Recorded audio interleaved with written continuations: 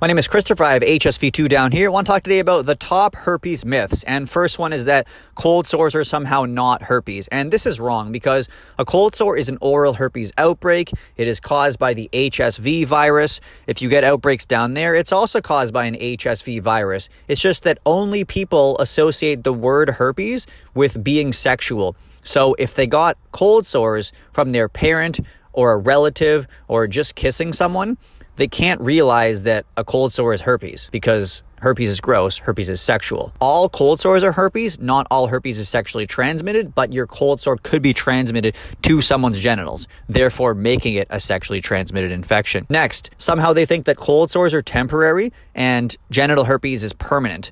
Both of them are permanent viruses in your body, and both of them have temporary symptoms periodically.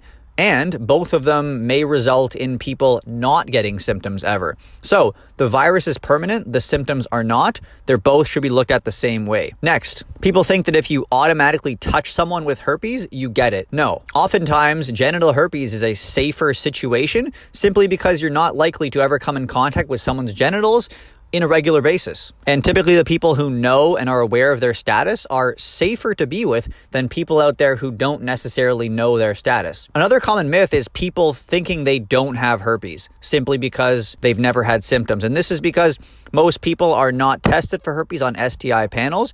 And a lot of the times people either have no symptoms or they have symptoms that are so mild that they wouldn't suspect it's herpes. So unless you actually have herpes and symptomatically notice and go to the doctor to get diagnosed, most people have no idea one way or another.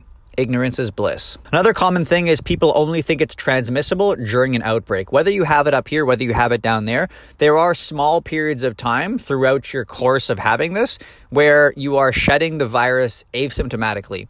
So there is a small risk of transmission, but we don't know when we're shedding, so we have to kind of assume that there could be a risk all the time, despite the fact that you're not always shedding. Another good myth is you'll know if someone has herpes, and this is not the case simply because herpes doesn't discriminate. You can't really tell if someone has herpes or not, and no one has visible symptoms. So the next person you go on a date with, maybe they know they have herpes and don't tell you. Maybe they don't know they have herpes, therefore they won't tell you.